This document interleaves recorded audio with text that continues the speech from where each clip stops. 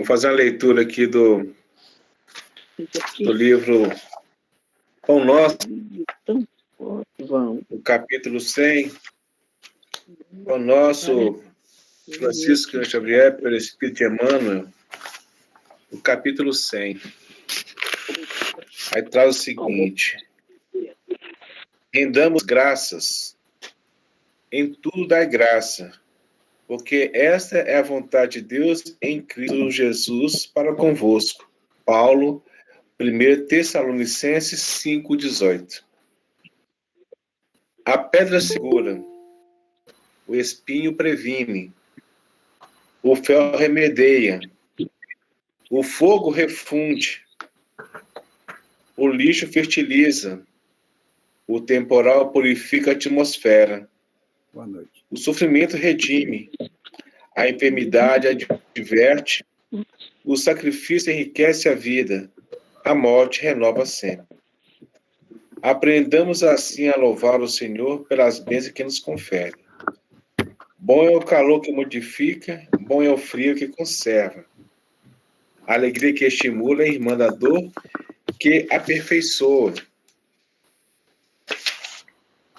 Rogueis a providência celeste, suficiente luz, para que nossos olhos identifiquem o celeiro da graça em que nos encontramos. É a cegueira ínfima que nos faz tropeçar em um obstáculo, onde só existe o favor divino. E, sobretudo, ao enunciar um desejo nobre, preparemos a recolher as lições que nos cabe aproveitar, a fim de realizá-los segundo os propósitos superiores que nos regem os destinos. Não nos espantem dificuldades e imprevistos dolorosos. Nem sempre o socorro de cima surge em forma de manjar celeste. Comumente, aparece na feição de recursos menos desejável. Lembremos, porém, de que o homem só sob perigo de afogamento nas águas profundas que cobrem o abismo, por vez, só consegue ser salvo ao preço de rudes golpes. Rendamos graça, pois por toda a experiência do caminho evolutivo, na santificante procura da vontade divina, em Jesus Cristo, nosso Senhor.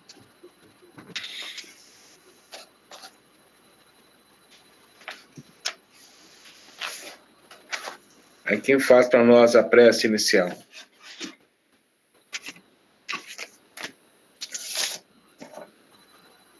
Eu posso fazer, ué? Então vamos lá.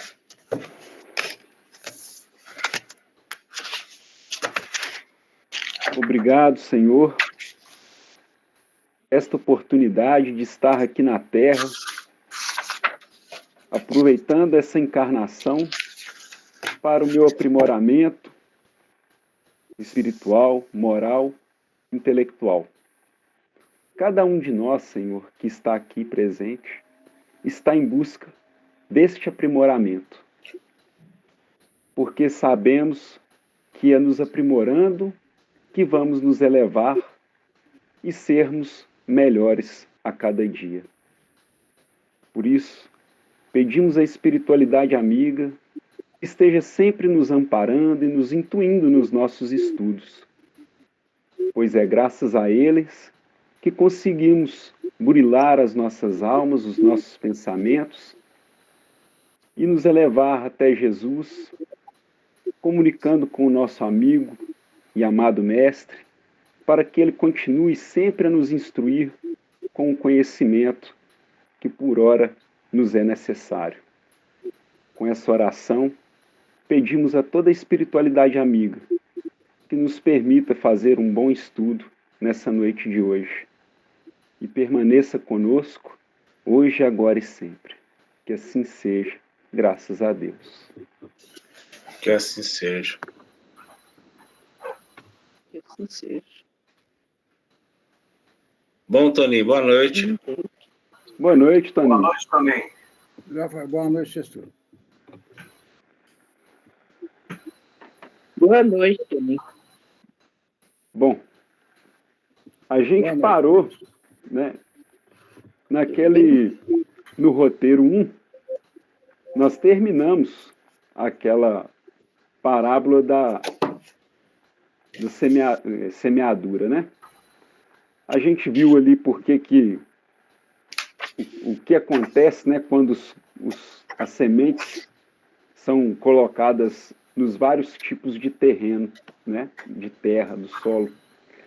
E aí acabamos, né, de fazer esse estudo e hoje entramos no roteiro 2 do módulo 3. Aqueles que têm a versão mais antiga do livro é a página 131. A nossa página é a CD29 do livro novo. Ah, sim. E lá o roteiro 2 ele vai tratar da parábola do bom samaritano. Todo mundo se encontrou? Sim. Alguém gostaria de fazer a leitura? Eu faço. Vamos lá, Silvério, então?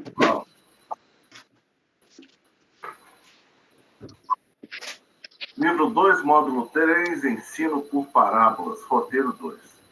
O bom samaritano. Objetivos.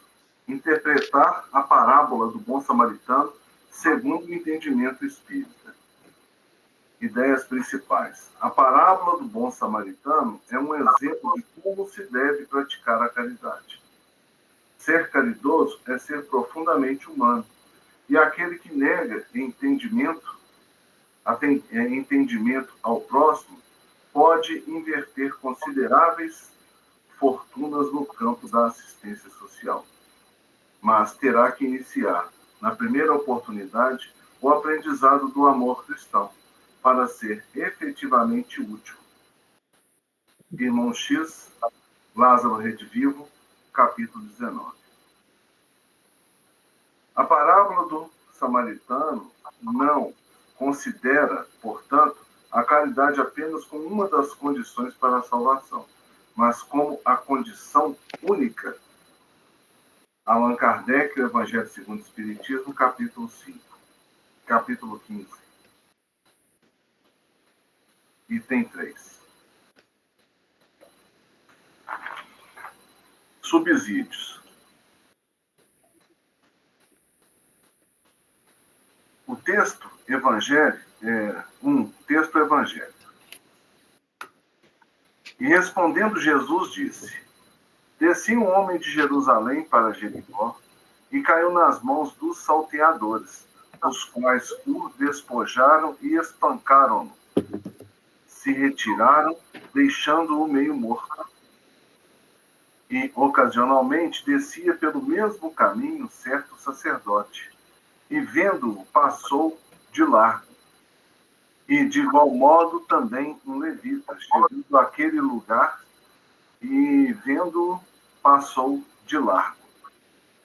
Mas um samaritano que ia de viagem chegou ao pé dele e, vendo-o, moveu-se de íntima compaixão.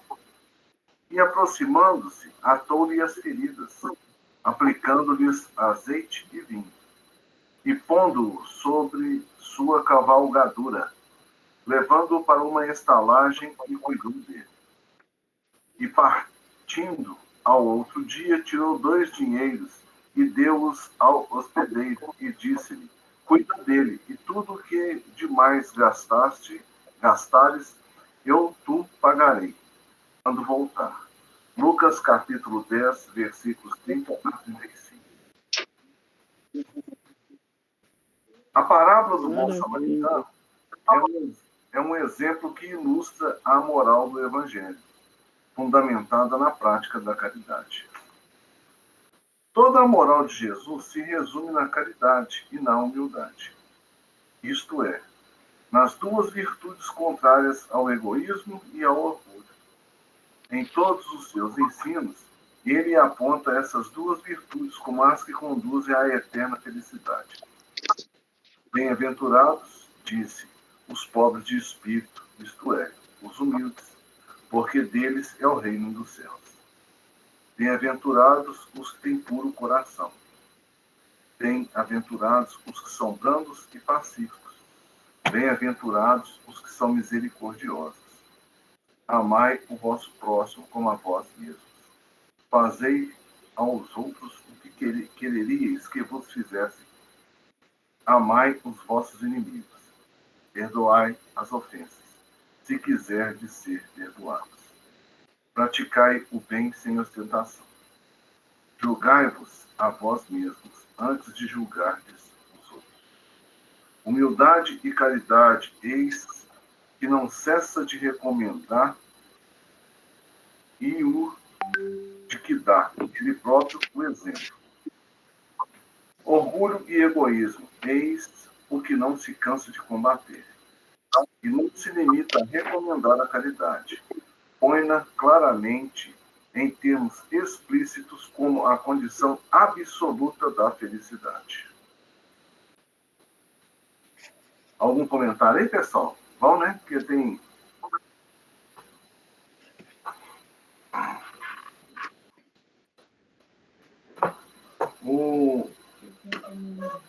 Eu não sei se já falei para vocês, eu sempre via essa máxima, né, que fora da caridade não há salvação, e aqui no texto agora vem colocando, né, que não só recomenda a caridade, não só recomenda a caridade, como a coloca em primeiro plano, né, como essencial, né, para felicidade futura, né, essencial para, digamos assim, né, conseguir o reino dos céus, digamos assim, né. E eu sempre me perguntava por que da caridade, porque a caridade tem essa importância toda. E eu não compreendia isso. Aí um dia, numa reunião lá na casa, aí saiu uma mensagem psicografada justamente explicando essa questão. Eu fiquei com aquela dúvida há muito tempo. Não foi só naquele dia, não. Naquele dia, assim, até que eu não estava nem muito pensando nisso, não, mas veio a resposta que eu tanto procurava. Aí veio falando o seguinte, mais ou menos assim, eu devia ter copiado a mensagem para ter copiado. Mas falando mais ou menos o seguinte, que para você fazer, né, a caridade, você tem que saber como fazer. Portanto, é necessário que você se instrua, você saber como você faz a caridade. E ao se instruir, você vai combatendo a ignorância em si.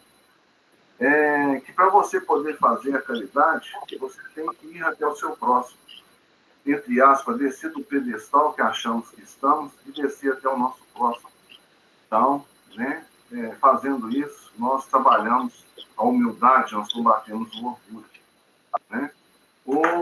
Para você auxiliar o próximo, você tem que dar alguma coisa de si. Né? Seja o que for, seja coisa material, seu tempo, seja, né, o seu trabalho, alguma coisa você tem que doar para fazer a caridade. Então, você doar, compartilhar uma coisa que é sua, você está aí combatendo, né, em você o egoísmo. E assim foi dando, né, vários exemplos assim, que aí eu fui vendo que realmente o exercício da caridade ele é essencial. Porque você vai combatendo tudo isso, né? Todos esses vícios, essas mazelas que nós temos. Né? E com isso nós vamos plantando, cultivando as virtudes. Então, por isso que a caridade é tão importante. Aí caiu a ficha, aí que eu fui entender o porquê dessa questão da caridade. Né? Mas na época tinha, né, mais colocações que na época eu devia ter copiado a mensagem, não copiei. Mas um dia eu topo com ela pela frente ainda e faço o que eu não fiz há um tempo atrás. Mas é mais ou menos isso, pelo menos me esclareceu, né, a dúvida que eu tinha. E ele vem colocando aqui justamente isso, né, a questão da caridade, né, que o samaritano, né, fala com o viajante. Então, nesse caso, Silvério, você concorda que todos nós estamos a caminho de Jericó? Pedro, eu não concordo muito com esse negócio de caminho de Jericó, não. Mas como assim? Bem, se nós estamos aqui nessa oportunidade de nos melhorar, como você bem trouxe a questão da caridade, nós precisamos de exercitá-la e entendê-la. Então, o bom samaritano é aquele que saiu daquela condição e teve compaixão por aquele outro. Isso. E quantas outras pessoas que talvez teriam condições de fazer o mesmo e não fizeram. Então, nós estamos nesse caminho também de elevação, de maturidade espiritual, para que nós possamos chegar nesse ponto de ser um bom samaritano? Pedro, no caminho eu creio que nós estamos. Pelo menos teoria nós estamos, né, adquirindo. Agora, se nós vamos, né, praticar como o samaritano praticou, é outra história. Porque os outros dois não só poderiam fazer alguma coisa, como, de certa forma, eles tinham obrigação. Sim. Conheciam a lei, né? Então, eles não só poderiam, como deveriam ter feito, mas não fizeram, perderam a oportunidade. Né? Em que nós não, né, percamos as nossas oportunidades. Né? Eu acho que é isso que a gente tem que ficar em alerta aí. Né? Que a gente sempre tiver a oportunidade de praticar a caridade, não deixar perder, né, essa oportunidade. Né? Sim, entendido. Posso falar? Pode. Eu vejo a caridade sobre vários degraus.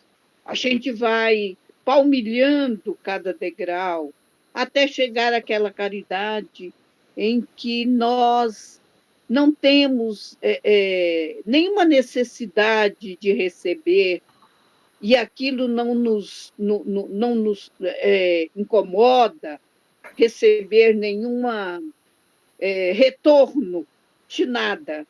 Nem um muito obrigado você faz simplesmente porque a caridade, seja ela nos ângulos aí, jamais aprofundado ou mais adiantado, ou você já palmilhou mais degraus nessa área, você, então, faz aquilo sem nem querer que alguém lhe diga Deus lhe pague, ou muito obrigado. Aquilo já não nos faz falta.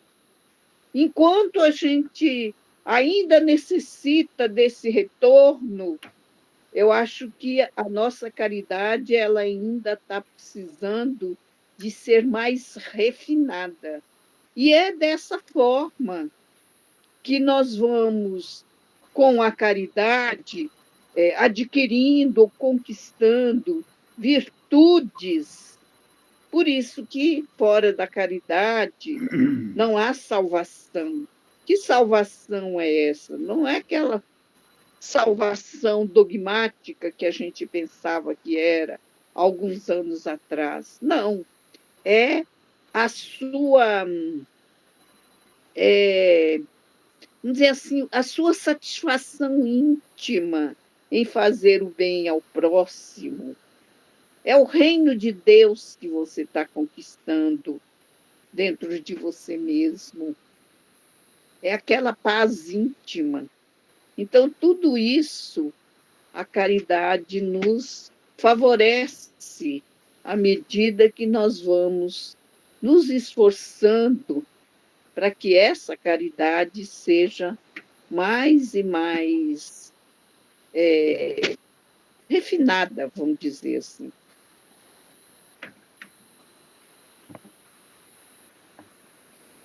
O que eu achei bacana é que Jesus, ele, além de ensinar através das parábolas, igual ele ensinou através dessa parábola do bom samaritano sobre, né, a caridade, ele também ensinou sobre o exemplo, né? O exemplo de ser uma pessoa bastante caridosa. Ele sempre estava ali para poder ajudar as pessoas que estavam em torno dele. Então, acho que também, além de você estar se melhorando, praticando a caridade, você também está auxiliando até indiretamente outras pessoas que estão vendo a sua forma de lidar com a vida, né? Que é sempre ajudando o seu próximo. E ali ele no final falou que acaba eliminando aos poucos o orgulho, igual eu gostei desse comentário que o Silvério falou, que acaba destruindo, né? Tendo que descer do seu pedestal que ele acha que está para ir de encontro com o seu próximo. Né? E aí você acaba eliminando ali um pouco do orgulho, da vaidade, né? Então, assim, eu acho que o exemplo, ao você estar sendo caridoso também, isso é como se fosse contagioso, né? As outras pessoas. E pelo exemplo também trouxesse pessoas a também praticar a caridade.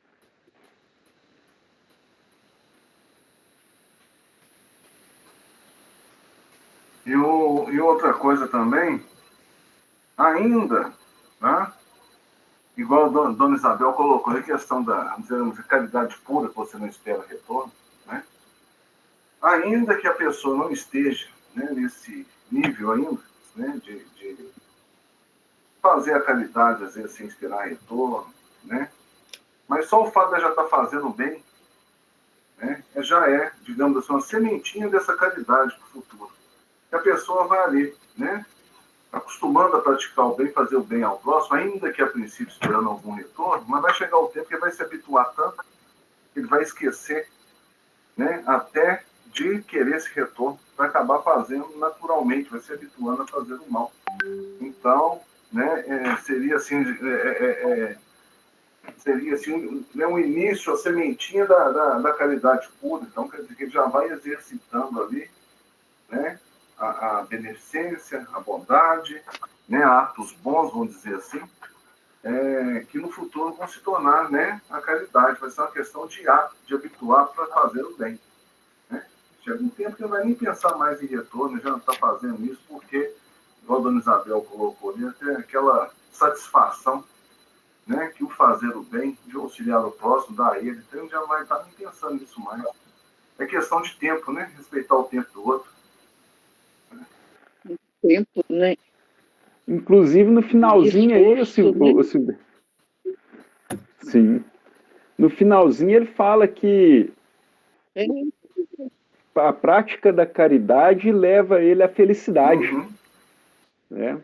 Aí a pessoa começa a praticar não para poder ter alguma coisa em retribuição daquele amigo que ele ajudou, mas porque ele se sente bem com Sente bem isso, né? fazendo isso. Mesmo. Isso. No livro, acho que é Jesus no Lar, ou Luz no Lar, que tem uma história muito interessante de um judeu. Ele não dava nada para ninguém. Batiam na sua porta, mas ele não dava mesmo. E o que ele podia usufruir das viúvas, ele usufruía mesmo. E ele tinha um coração duro. Mas um dia bate na sua porta uma criança de mais ou menos 10 anos, e essa criança lhe pede um pedaço de pão. Ele, pão? Ah, eu tenho aquele pão duro, né? Velho, duro. Eu vou dar para ele. Aí foi lá, pegou aquele pão duro, entregou para a criança. Tudo bem, ela se alimentou e passaram-se os anos e ele veio a desencarnar. E ele chega no plano espiritual, falou, bom, já que eu era muito rico, já que morava num verdadeiro palácio, certamente aqui eu também tenho um palácio, né? Para morar. Aí o amigo espiritual falou, não, o seu ainda não é nesse, vamos seguir por essa rua. E aí foram andando, e atravessando aqueles lugares mais bonitos, aquelas casas. Cada vez que ele via uma casa bonita, ela falava, minha é aquela, né? Certamente eu vou viver naquela casa. Não, a sua ainda é mais para frente. E foi indo, e foi indo, e foi indo, foi andando, até que ele chegou no verdadeiro casebre. Aí ele falou assim, ó, a sua deverá ser essa, mas não agora. Por enquanto, você vai descer a terra e vai para uma casa mais ou menos igual a essa, que está te esperando lá na terra. Você vai reencarnar. Então, você vai reencarnar, sabe quem vai te receber como filho? aquele que um dia você ofereceu aquele pão velho duro para matar a sua fome. E foi ele que recebeu ele como filho. Que lição, hein? Foi a oportunidade que ele teve de redimir-se, né, das suas vidas, da sua vida passada, através daquela reencarnação com aquele que seria seu pai na Terra.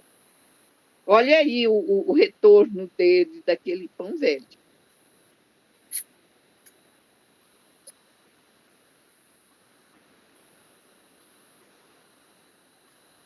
Eu sempre achei muito bonita essa história. Não, lição e tanto, isso aí eu vou poder pensar mesmo. Sim, a gente Não tem é? uma ideia do que nos aguarda, né, Silvério? Nem o casebre tinha direito ainda, falando, você vai lá, você vai voltar Nem de isso. novo. Você... Nem o casebre. Ele ia morar lá na Terra num casebre, né? Mas lá no plano espiritual ele ainda não Nem seria, isso tinha, não. não viveria ali, nem qualquer casebre.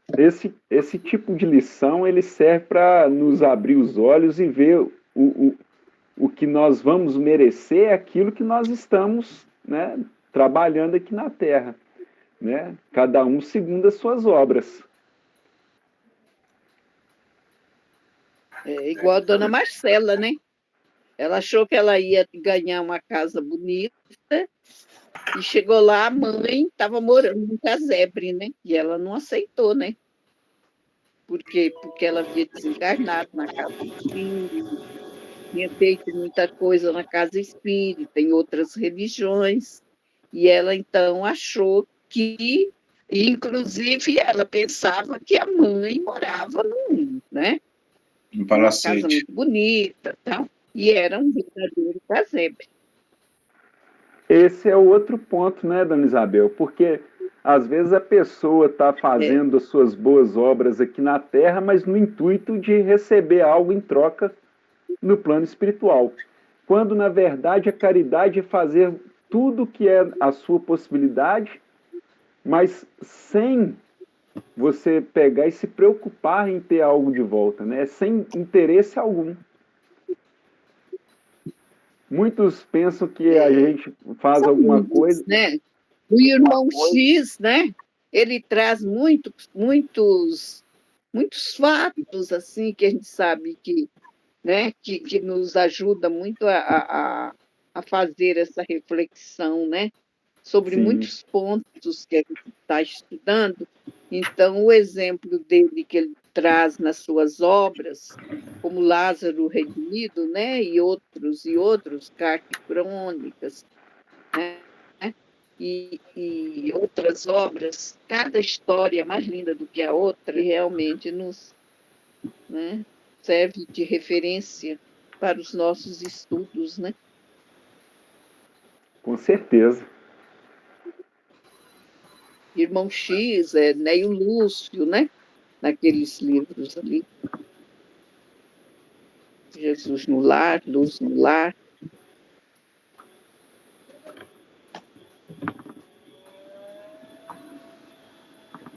Como é que é? Podemos seguir? Podemos. Vai rolar mais. Podemos. Toninho não vai trazer para nós. Item 2. Interpretação do texto evangélico. E, respondendo Jesus, disse: Descia um homem de Jerusalém para Jericó e caiu nas mãos dos salteadores, os quais o despojaram e espancando-o, se retiraram, deixando-o meio morto. Lucas capítulo 10, versículo 30. Jerusalém, do hebraico, Uruzalim, que significa a fundação de Salém, é uma cidade bíblica espalhada entre dois montes, altitude média de 750 metros, limitada ao sul e ao oeste pelo Vale do Enom e a leste pelo Vale do Cedron, que a separa do Monte das Oliveiras. Jerusalém começou a ser habitada desde o 3º milênio antes de Cristo. Depois da conquista do local pelos israelitas, Jerusalém foi ocupada pela tribo de Benjamim, que é uma das 12 tribos de Israel, que, sob o comando do rei Davi, subjugou os habitantes nativos, formados por uma população racial heterogênea. Os jebuseus, os amorreus e os initas. Davi transformou Jerusalém na capital independente das 12 tribos. Fez dela um centro de tradição cultural e espiritual do judaísmo, levando para lá a Arca da Aliança, a que todas as tribos prestavam vassalagem. O primeiro templo da religião judaica foi erguido nesta cidade por Salomão, em 966 a.C. Jerusalém sofreu vários ataques de povos conquistadores.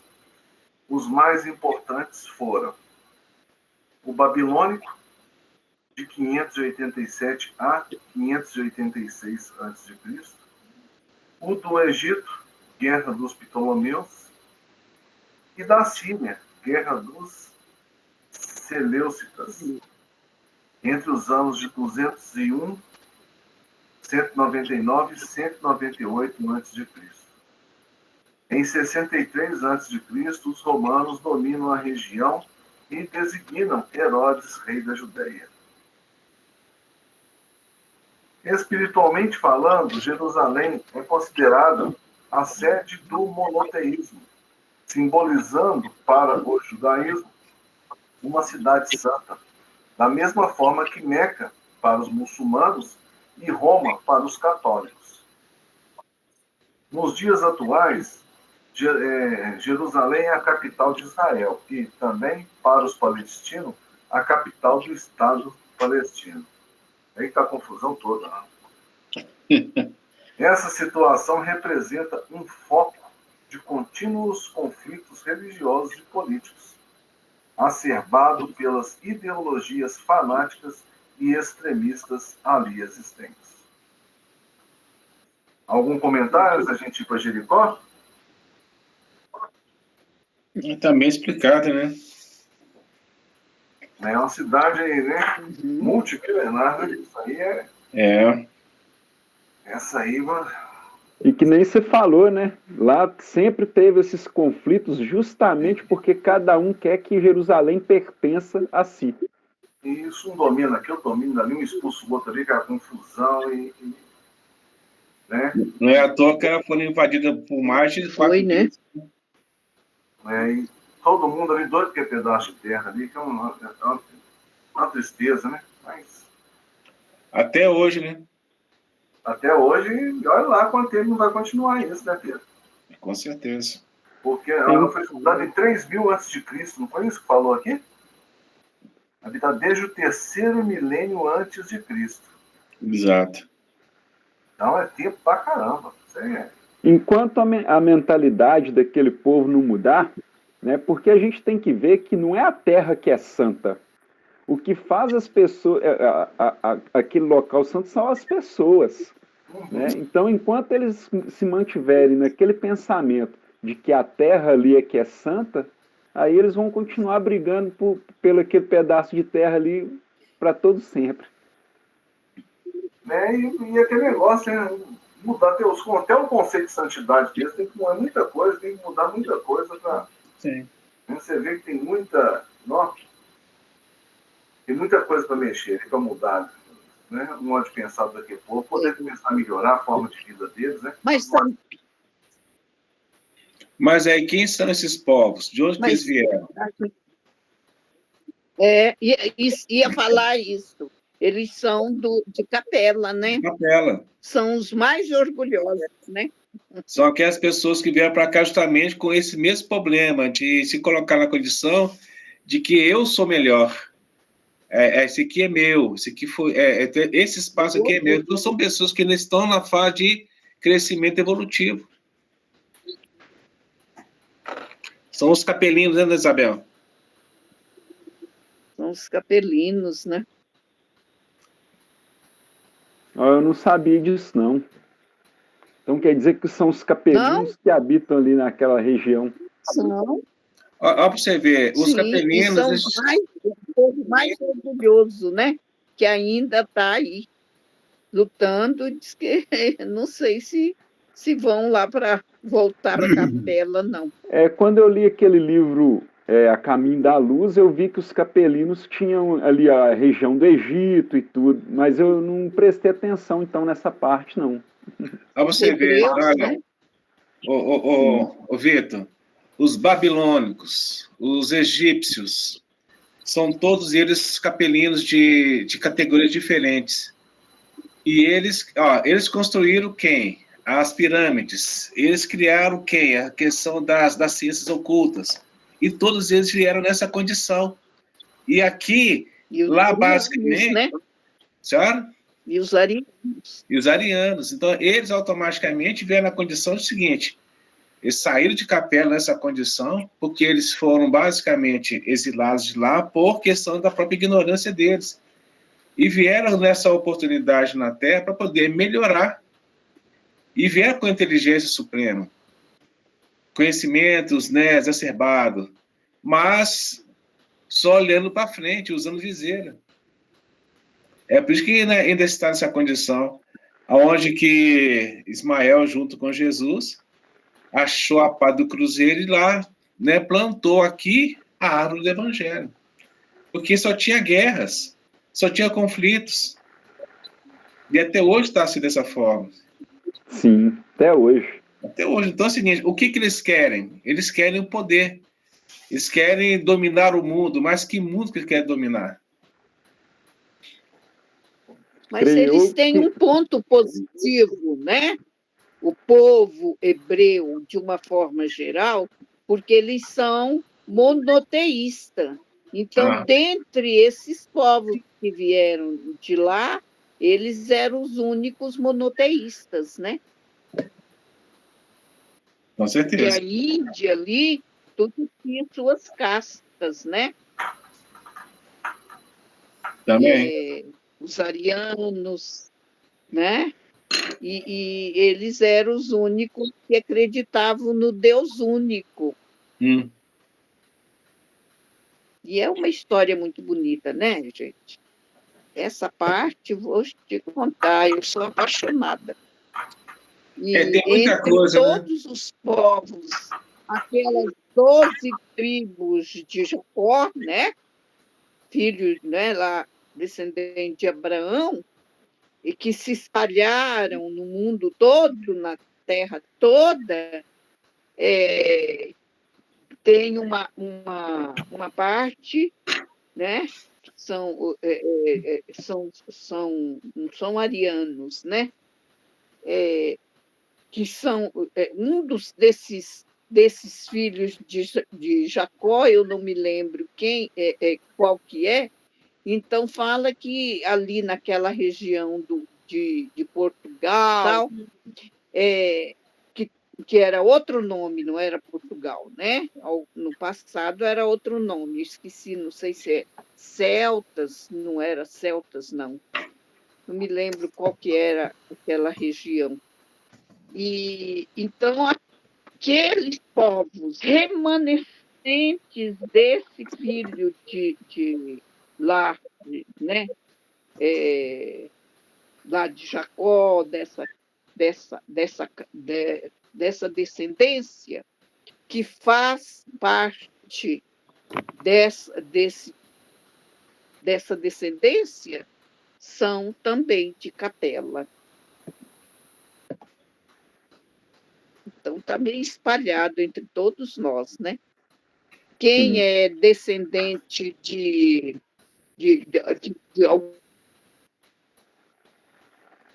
tem algum parente na sua árvore genealógica, Portugal ou Espanha, tal,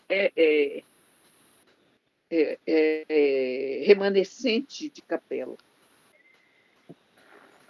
Tem uma coisa muito séria, né? Eu fui fazer uma consulta, né?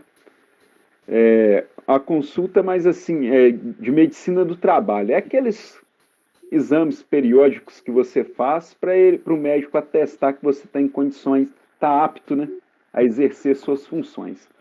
E o médico lá, ele tem umas ideias muito doidas, sabe? Uma vez eu cheguei lá, ele estava falando sobre bombas que Israel estava preparando para poder julgar em outro país. Aí ele fica vendo aqueles negócios da CBN, Band News e tudo, durante as consultas dele lá. Bom, aí uma certa vez ele pegou e falou assim que tinha descoberto, né, um pessoal que estava fazendo o exame de DNA com a possibilidade de pegar e extrair esses dados desse exame para poder você descobrir suas descendências mais antigas. Aí você vem lá ver de onde no mundo você tem maior número de parentes, né? Ou seja, aquele DNA que é mais próximo do seu e onde que a maioria habita. Aí seria até interessante, né, dona Isabel, fazer isso que ele falou lá, para poder ver se você é ali mais ou menos daquela região. A nossa árvore genealógica, né? Quais são os de quem nós somos descendentes, né? Tem tudo a ver aí com... Você trouxe aí, ouvido, essa condição aí. Nossa origem. Tem uma questão dessa possibilidade que você consegue, através do grupo sanguíneo, do seu tipo de sangue, você saber a questão se você é europeu, se você é germânico, se você é da África, ou coisa parecida. Então, existe a possibilidade. Esse médico seu aí não está errado, não. Um tempo atrás, uma pessoa comentou sobre isso e a gente acaba não levando isso a sério, né? E você não pesquisa dessa condição, mas existe sim. Principalmente aqui na questão do Brasil, a questão da nossa 80% é tudo europeu. A descendência dos brasileiros são todos europeus. Então, a gente tem que dividir a questão de qual localidade que é da Europa.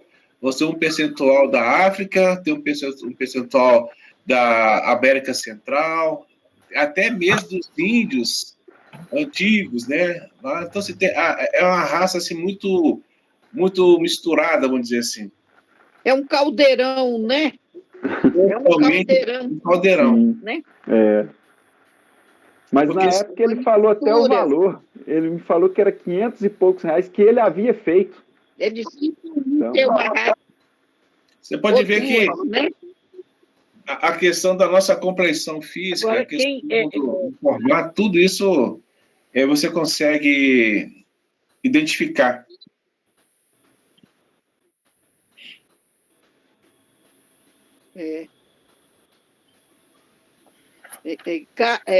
Se fosse fazer essa separação assim, no meu caso, eu tenho 4 raças. Eu tenho europeu, meu pai era espanhol, no caso, a minha mãe, o pai dela era português. Aí tem também a descendência de índio. Aí vê o que predomina mais, né? Mas a gente tem as 4, bem fortes. É bem forte. Na minha família aqui, a minha avó, mãe de meu pai, é descendente de índio, Tupi-Guarani. A minha mãe é descendente de africano. E a origem do pessoal da minha mãe, do meu avô, da minha avó, eles eram esqueci o nome da tribo que eles tinham pertencido lá. E aí você vai olhando assim, acho que é Bantus. E você vai olhando. Aí você vai pegando a questão da fisionomia, da família nossa, por exemplo, a região deles é tudo quilombola, da região de Montes Claros. Da minha avó só tem meu pai e minha tia. E minha avó já é falecida há mais de 60, 80 anos que ela já é falecida. Então, assim, você não tem, no mais de 60 anos que ele é falecido. Então é o seguinte, a gente não tem essa possibilidade de saber.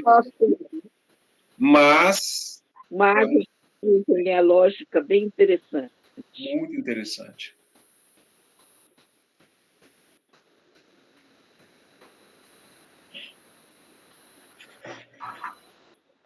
E aí, podemos seguir?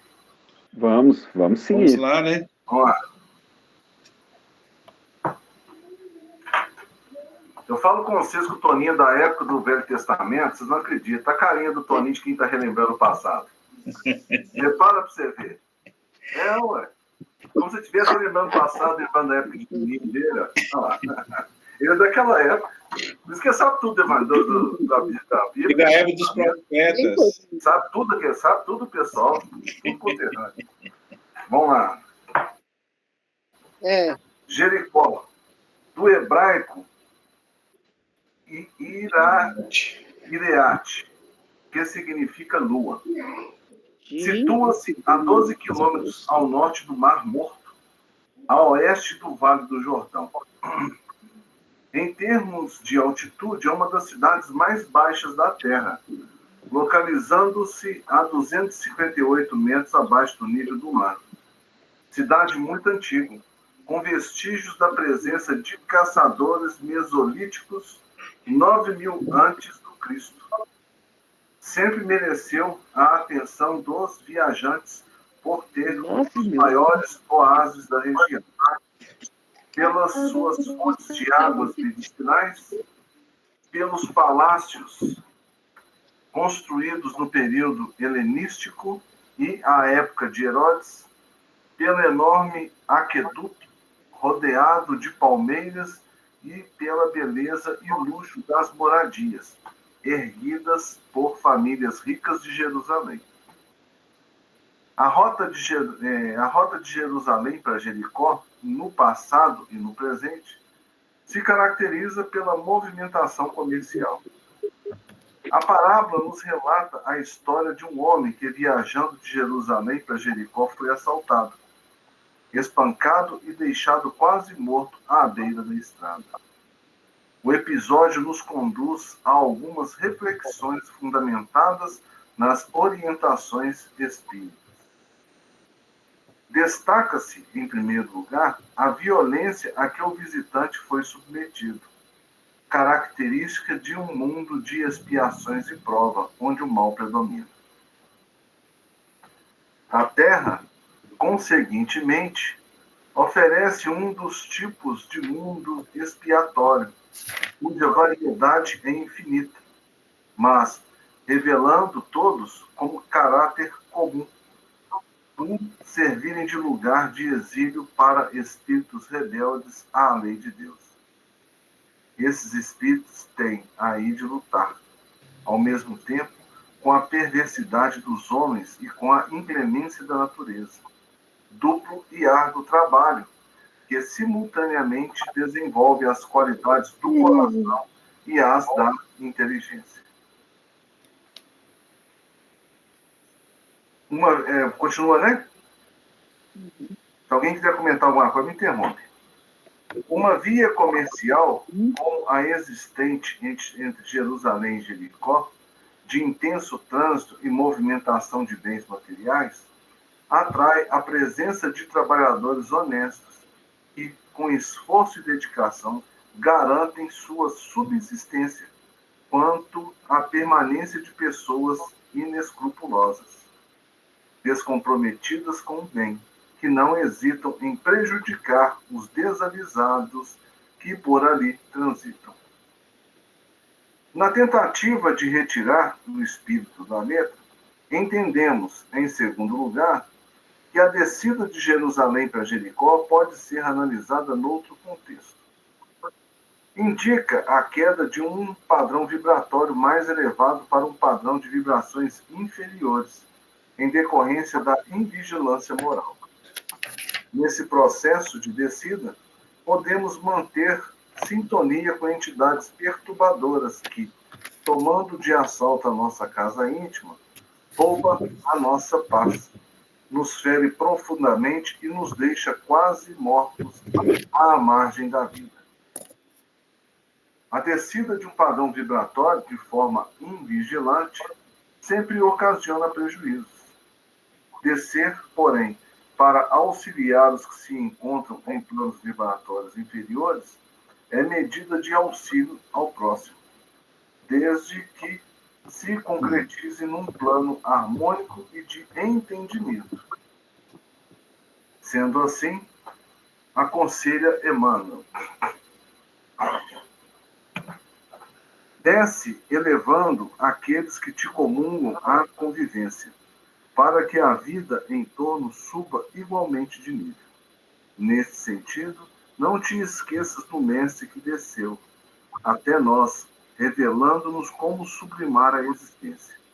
Toda a vida, por descer, elevando quantos lhe não podiam compreender a refulgência da altura, é que se fez o caminho de nossa ascensão espiritual, a verdade de nosso gradativo aprimoramento e a vida de nossas vidas, a erguer-nos a alma entenebrecida no erro para a vitória da luz.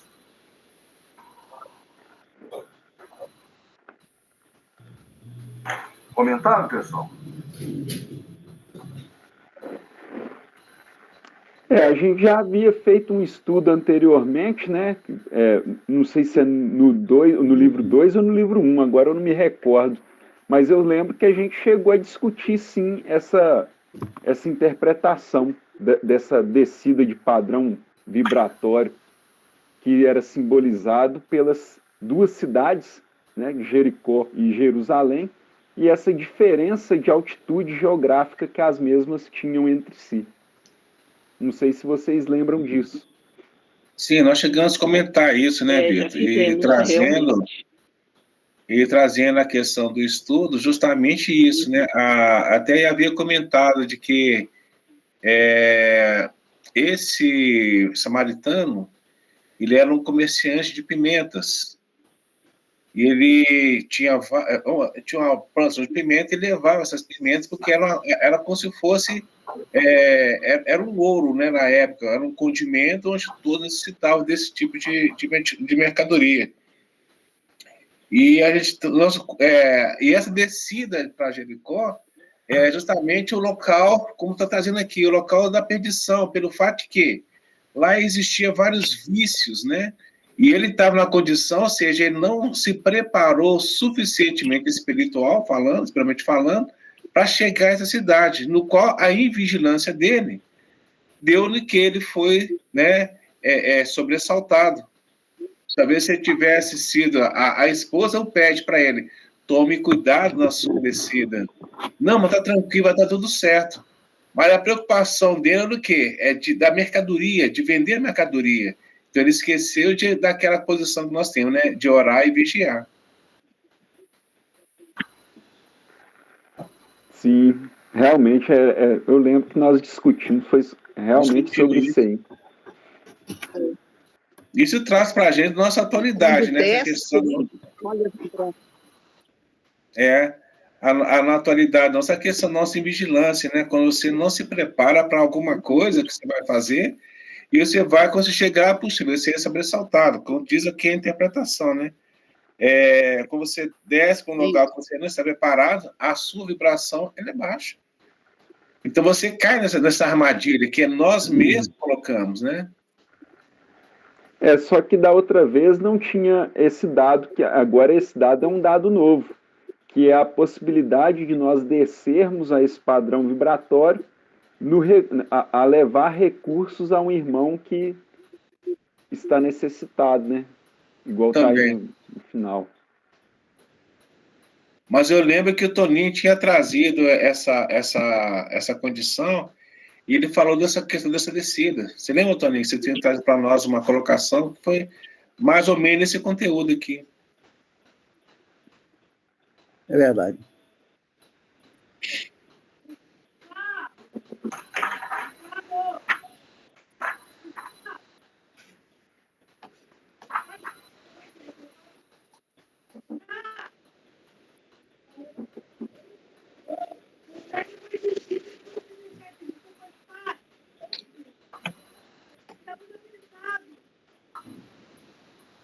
Como é que é? Continua ou vamos comentar mais? Continua, porque daqui a pouquinho nós vamos fazer o passe virtual, né? A gente não perder a nossa oportunidade. Sim. A gente vai entrar no segundo tópico, né? Isso. Isso. Então, Aí vamos já lá. vai ficar para o outro, né? É. A gente faz esse tópico aí, ó, Silvério. Na semana que vem, a gente, até 9h15, a gente faz. Então, vamos lá. Vamos fazer. E, ocasionalmente, descia pelo mesmo caminho certo sacerdote. E, vendo-o, passou de lá. E, de igual modo, também um levita. Chegando àquele lugar e vendo-o, passou de lá. Lucas capítulo 10, versículo 31 a 32. Apesar de ser detentor de vários recursos, o coração desse sacerdote se mantinha fechado à prática da solidariedade, ensinada por todas as interpretações religiosas, cristãs e não cristãs. Vendo-o, indica mera observação superficial, desinteresse de quem nada sente, porque não há sentimento envolvido. O sacerdote, o levita, significam os padres das religiões e em vez de tratarem das religiões que, em vez de tratarem dos interesses da coletividade, tratam dos interesses dogmáticos e do culto de suas igrejas. É muito comum encontrarmos pessoas que se declaram cansadas de praticar o bem. Estejamos, contudo, convictos de que semelhantes alegações não procedem de fonte pura. É indispensável muita prudência quando essa ou aquela circunstância nos induz a refletir nos males que nos assaltam, depois do bem que julgamos haver semeado ou nutrido. Se nos entediarmos na prática do bem, semelhante desastre expressará, em verdade, que ainda nos não foi possível a emersão do mal de nós mesmos. Daí ser atual a exortação de Paulo. É vós, irmãos, não vos canseis, e vós, irmãos, não vos canseis de fazer o bem. Segunda carta aos Tessalonicenses, capítulo 3, versículo 13. Continuar? Minutinho, gente, espera aí.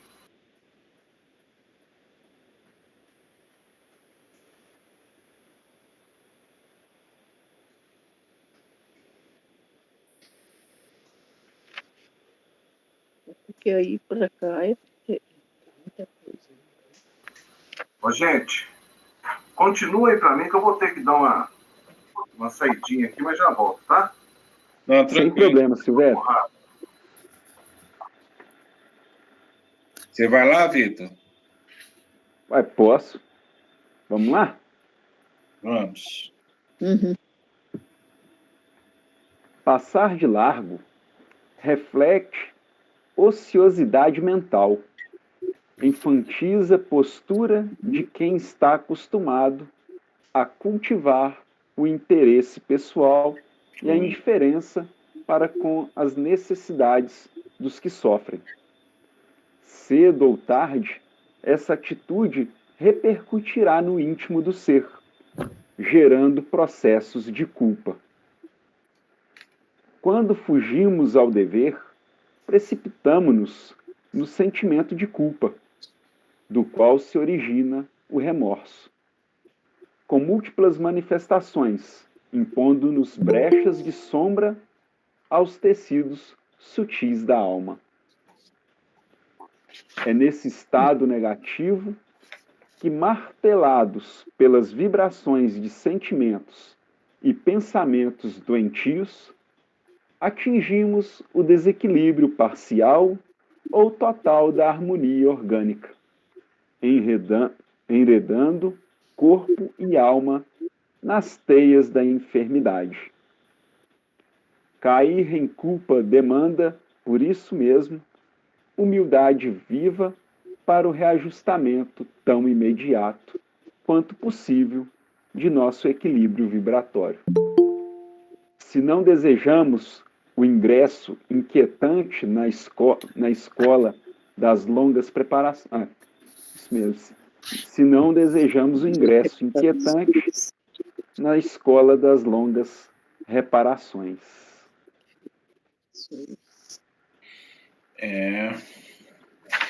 Aqui me faz lembrar, sabe o que? Quando você fala que passar de largo, a questão de Pôncio Pilatos.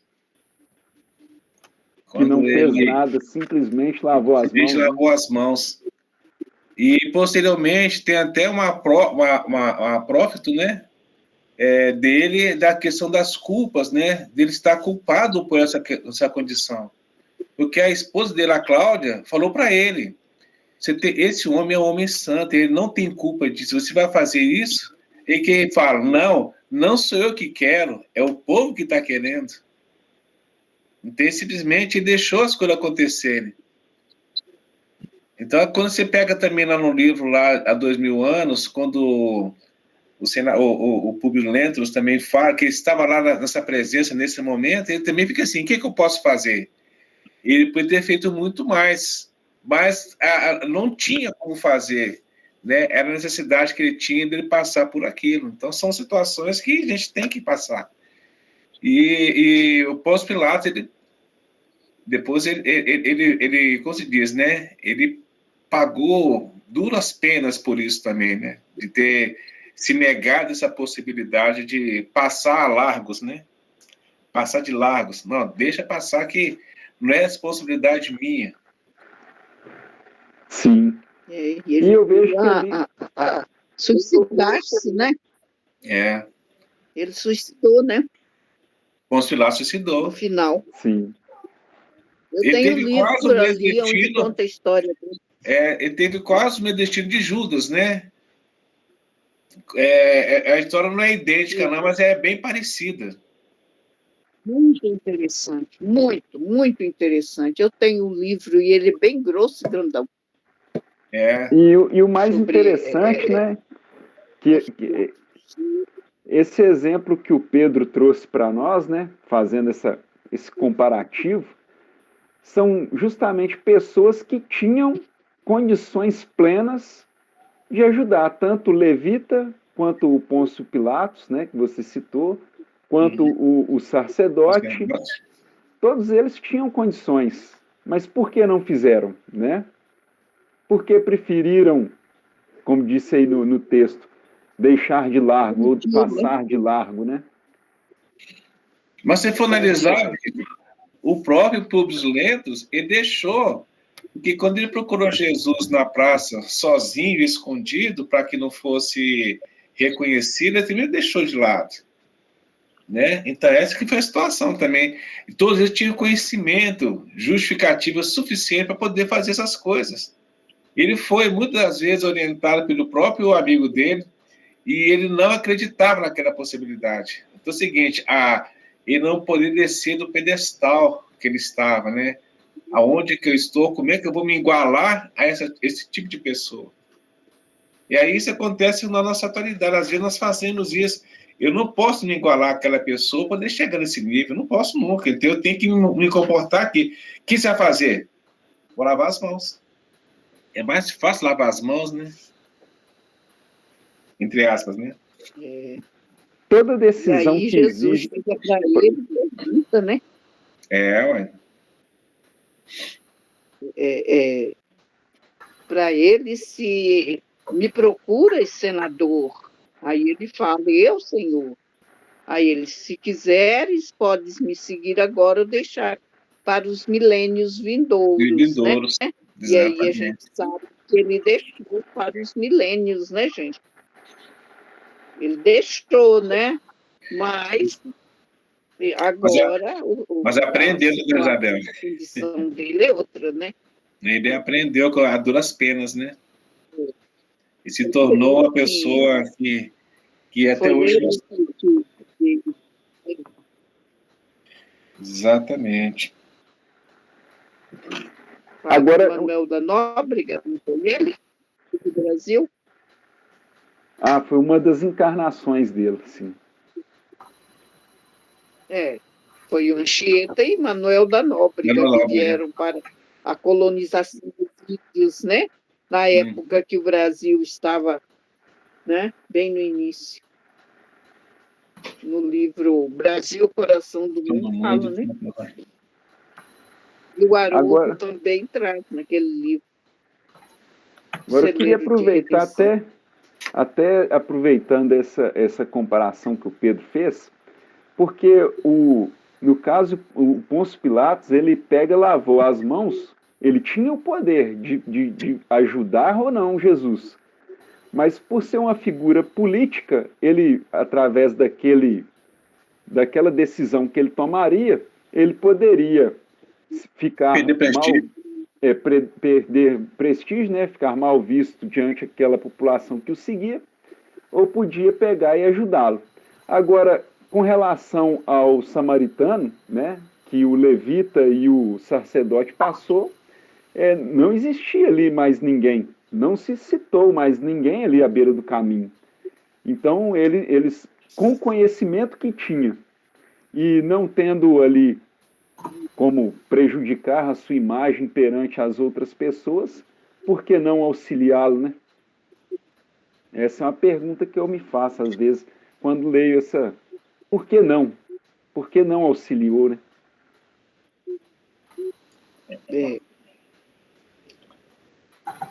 Realmente é uma pergunta que não quer calar, né, Vitor?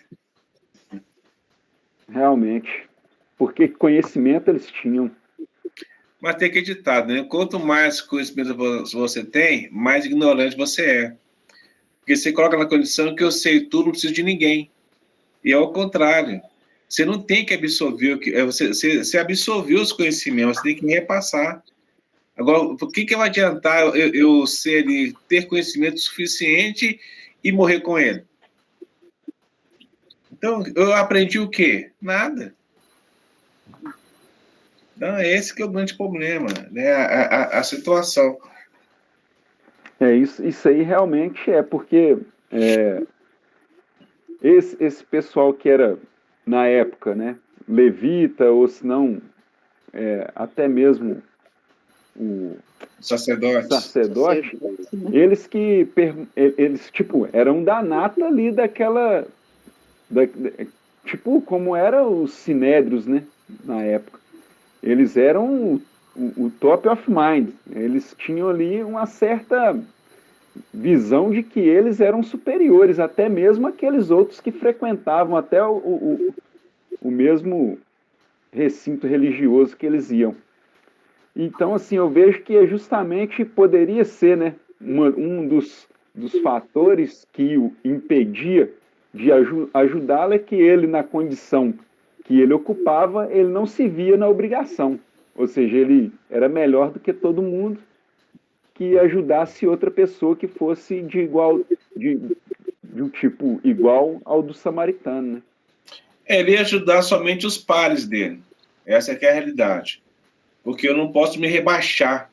O que acontece? Ele ia pegar... Qual que é a dificuldade que tinha? Quem que era o samaritano? Uma pessoa que o Jericó não se dava com ele, era um povo totalmente diferenciado. Eu não posso, se fosse da tribo dele, bem provável que ele ajudaria. Mas era um samaritano, era uma pessoa diferente, a pessoa que vinha de Samaria, que era uma terra totalmente diferenciada, porque lá tinha uma cultura totalmente diferente da deles. Eu não posso ter esse pessoal aqui, eu não posso ajudar. Chega a ser aquela questão, né, da xenofobia, de eu não gostar de pessoas que moram em outro lugar. Então, eles criaram, né, essa condição. Eu não posso ajudar ele, não. Esse aqui, para mim, não serve. Isso aconteceu com os alemães, mas os judeus. Não, esse aqui é a raça impura. Nós temos que transformar todo mundo aqui numa raça única, que seria a raça ariana. Olha só o pensamento do Hitler. Então, para que isso? Conhecimento. Se você for pegar a história de Hitler, você vai ver que o Hitler era um cara extremamente estudado. Assim, ele tinha uma inteligência enorme, mas só para o mal. Só para o mal.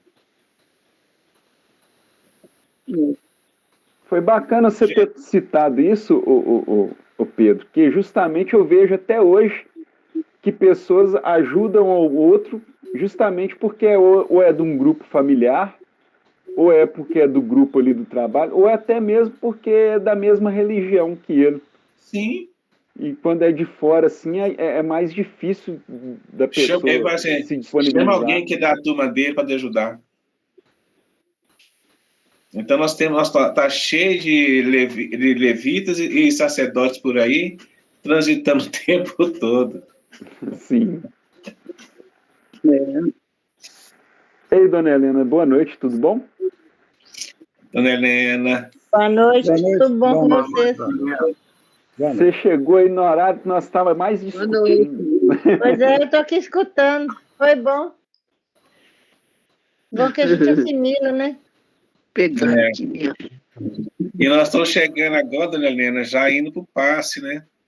Pois é, mas tá bom, né? Vocês têm notícia da Vai Darcy? ficar gravado lá. E Helena chegou bem na hora, né? De fazer a dona prece. Isabel. Dona Isabel. Parece que ela. A Soninha tava ela pensando falou isso. assim, hoje eu vou chegar na hora de fazer a prece. Todo dia eu chego na Vocês hora de têm fazer a notícia prece. da Tá Darcy aí, bom. Pedro? Tem 3 É isso que eu semanas que tô ela não falando. aparece. Amanhã eu vou comunicar com ela, ver o que aconteceu, porque ela não tá participando. Já tem Eu umas tentei 3 falar com ela, ela semanas que ela falou não Quem? vai e não fala nada. De repente já está com um problema e ninguém está sabendo. Vou Quem olhar que com é? ela amanhã. A Darcy. Quem que é? Darcy. Eu Quem liguei que para é? ela, mandei A mensagem. Darcy avisou, ela avisou que ia ficar uma semana inteirinha, talvez um pouco mais, porque ela ia estar com uma pessoa, uma amiga, não sei, parente, no hospital. Tá. Já Ia tem fazer 3 uma semanas que ela não vai cirurgia. nas reuniões. Ela avisou. Essa é. Então tá bom. Ela nos avisou Amanhã que ela alguém ia liga para ficar. ela aí. Talvez exigir um pouco mais, né, de tempo. Vamos fazer contato com ela Sim. depois para saber. Tá bom. Então vamos fazer a prece? Uhum. Vamos serenar os nossos corações. Vamos nos conectar com esse Deus maravilhoso, esse Pai de infinita misericórdia. O Senhor de todas as coisas, que nos proporciona o bem-estar de estarmos aqui, de estarmos reunidos, que nos dá o alento para as nossas dores e nos compraz com as nossas alegrias. Deus nosso Pai, amado Mestre Jesus, nós te agradecemos por esse estudo que nos alimenta e nos preenche com todas as lacunas que temos. Com os questionamentos, as respostas vêm através dos estudos para o nosso dia a dia. Que possamos, ao assimilar, colocar em prática, para podermos caminhar rumo o nosso progresso, a nossa evolução, sabendo que temos que usá-lo para que possamos ser mais amigos, mais empáticos, mais humanos, mais humildes, e com isso sabendo que a tua bênção se derrama sobre nós com esse intuito que teremos. Pedindo por todos os nossos irmãos que estão nos hospitais, por todos os nossos irmãos que estão ao relento nas ruas, por todos os nossos irmãos que estão nos abrigos. Pedimos, Jesus, por todos aqueles que, sabendo que a espiritualidade providencia para cada um o conforto que a eles precisam. Agradecendo por esse estudo, pedimos que semana que vem estejamos reunidos aqui novamente e que possamos dar continuidade a essa lição tão esperada por nós. Obrigada, Jesus, mais uma vez. Te agradecemos e te pedimos que continue conosco, hoje, agora e sempre, que assim seja, graças a Deus. Nós paramos aonde, hein? Que assim seja. Assim seja. Nós paramos no próximo item, que é o mais um samaritano que de viagem chegou ao pé dele. Tá bom. 2 com 7 é 9.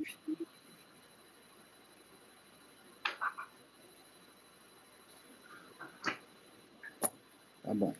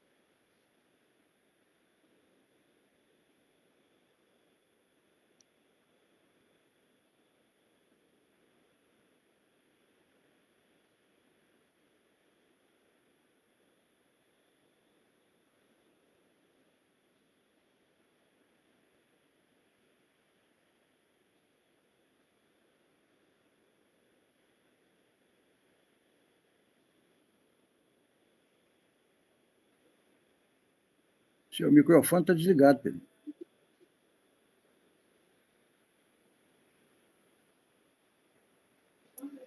Deu uma travada aqui, ó. Agora está falando. Ah, agora deu. Você sabia que só existem 2 tipos de investimento no mercado financeiro? Pois é, as pessoas falam LCA, LCI, CRI, CRA, LFT, NTNB, LE. Passe. Gente, agora vai, viu? Tinha que pegar um outro passo aqui, até do Dr. Bezerra. Ah, tá. Já vi isso. Virtual para limpeza e cura de doenças.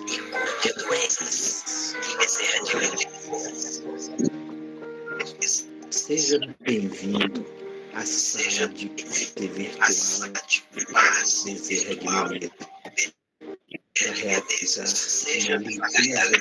uma limpeza espiritual de suas enfermidades contidas na alma. Pedro, você vai ter que mutar o seu microfone, que o áudio está saindo 2 vezes. Sabendo-se que todo o processo de cura do corpo deve ser Hoje tá danado.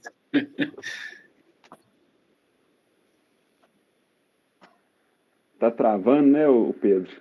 Tá travando e agora tá passando 2 vezes o mesmo. O volume tá duplo. Isso, tá vindo duplicado. Vou tentar de novo aqui.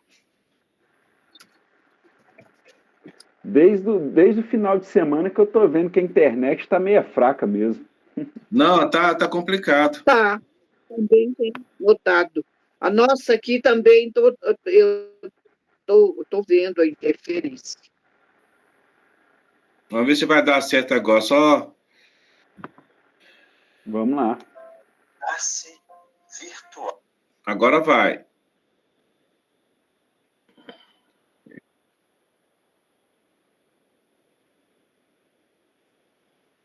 Opa, cadê? Sejam Aí você só muta o seu microfone para não vir o áudio do alto-falante. A partir desse instante, você estará junto com nossa equipe de mentores.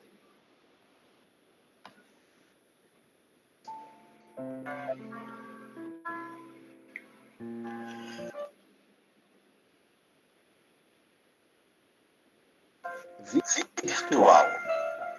Sejam bem-vindos à nossa sala de passe virtual.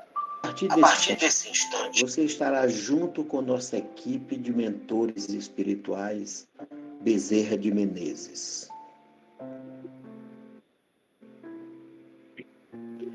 Para a realização de sua limpeza e purificação espiritual e o recebimento de energias revitalizadoras necessárias ao seu fortalecimento interior e exterior em seu corpo físico, emocional e espiritual.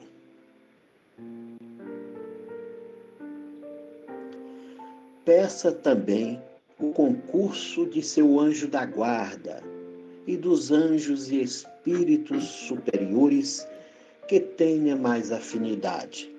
Para isso, orientamos que se despoje de todas as suas preocupações do dia a dia.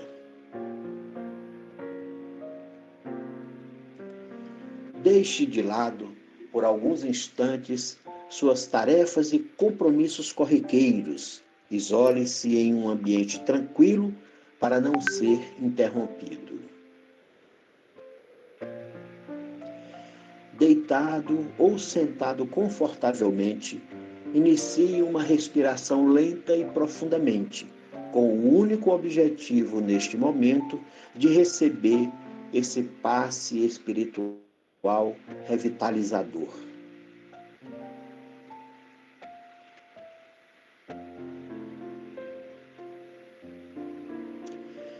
Deixe-se relaxar.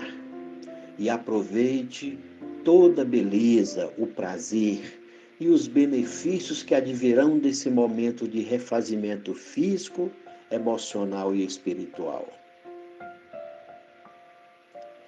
E se por acaso, nesse relaxamento, você entrar suavemente em sono profundo, peça que sua mente inconsciente acompanhe a narração do passe espiritual e siga todas as orientações pedidas.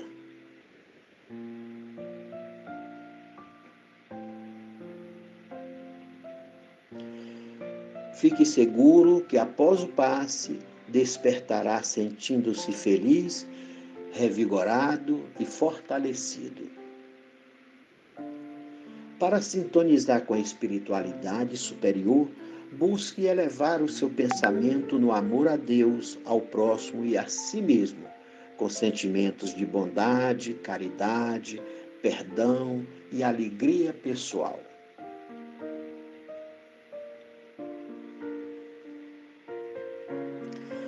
Agora iniciemos o passe espiritual com a oração ensinada por Jesus Cristo, enviada ao nosso Pai Celestial. Pai nosso que estais no céu, santificado seja o vosso nome. Venha a nós o vosso reino e seja feita a vossa vontade, assim na terra como no céu.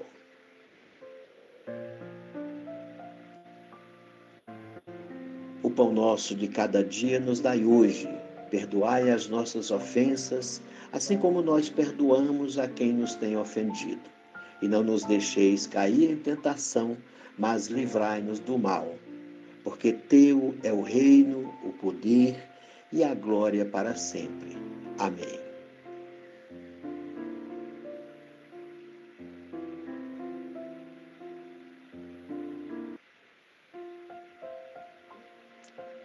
E nesse instante, iniciamos o nosso processo de limpeza e purificação espiritual. Assim como as folhas secas e inúteis das plantas caem periodicamente e são levadas pelo vento para sempre, para nunca mais voltarem, permita que todos os vossos pensamentos inúteis e perniciosos sejam desalojados de sua mente.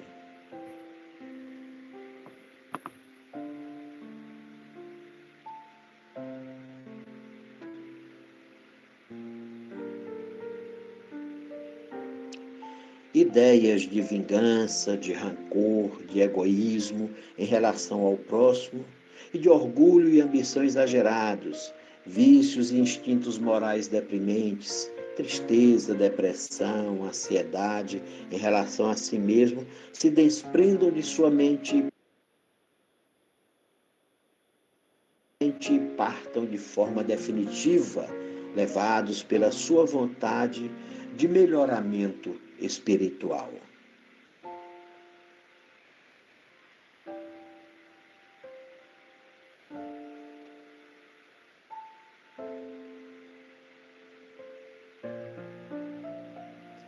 Também permita que todos os sentimentos negativos e inferiores, como a mágoa, a raiva em relação ao próximo, a falta de paciência, o desânimo e a tristeza, o ódio e a indiferença, se desprendam de seu coração, aliviando-o do peso destes sentimentos negativos e sejam levados para bem longe de si, de forma inexorável e permanentemente.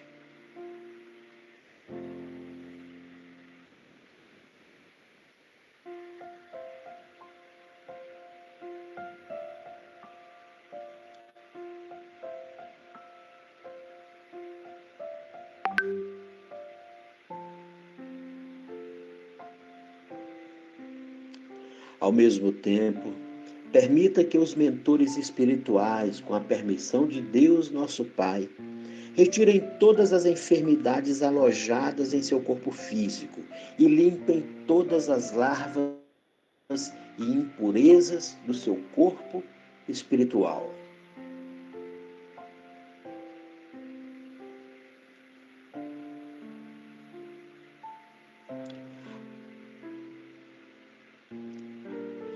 enterrando-as nas profundezas do universo, para jamais voltarem a lhe adoecer o corpo físico, emocional ou espiritual.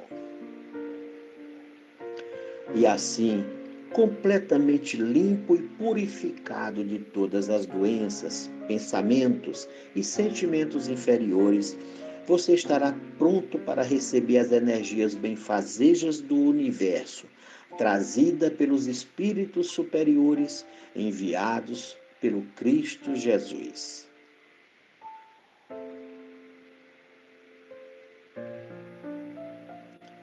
Sinta nesse momento o calor e as energias curativas, revitalizadoras e luminosas, trazidas pela espiritualidade superior. Raios que penetram em todo o seu ser, em todos os seus poros e células.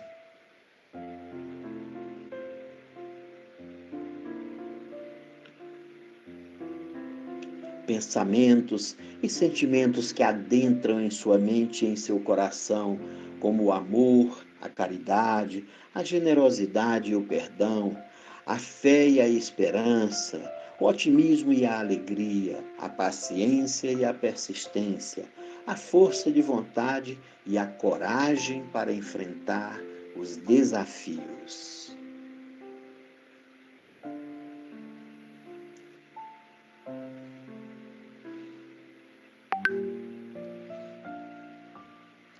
E dessa forma, fortalecido, rejuvenescido e revitalizado, você se sentirá renascido para continuar sua jornada terrena em busca de cumprir sua missão sagrada com maior confiança e coragem.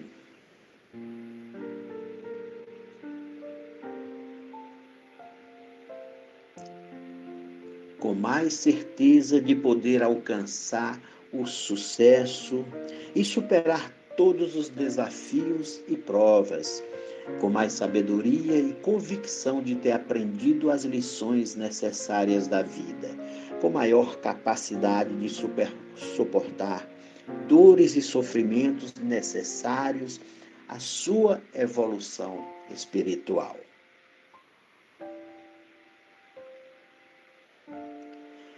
Agora o passe está em sua fase final e nesse momento lembre-se de agradecer a Deus pelo dom da sua vida, por todos os tesouros recebidos do Pai Celestial.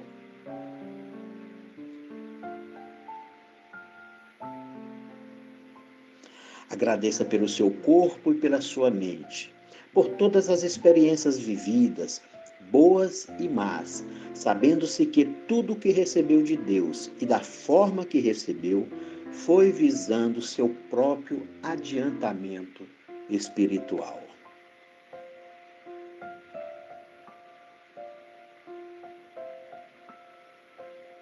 E agora, volte ao seu estado natural, sentindo sua respiração e seu corpo. E volte a tomar consciência de sua vida presente.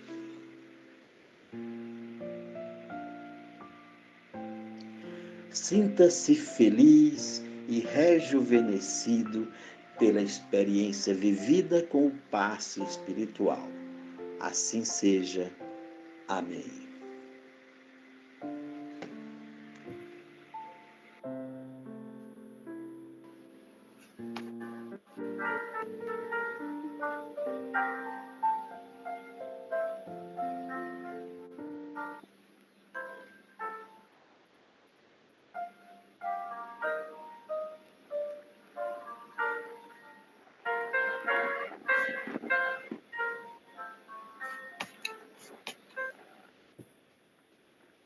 Gente.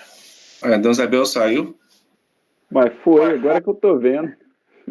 Deve ter caído a Com certeza. conexão. Boa noite para todos. Obrigada. Boa noite, Aqui, Helena. se Deus quiser. Fique Boa com noite, Deus. Boa Carla. noite para todos. Fiquem com Boa noite, Deus. Silvério. Semana que vem. Um abração para todos. Boa noite, Boa vocês noite. aí, viu? Valeu, Boa noite. Janinho. Boa noite. Good night. Silvério, Boa noite, Pedro. amanhã a gente Boa conversar. noite. Good night. Oi, Pedro. Não entendi. Não, o Silvério, amanhã, Ah, sim.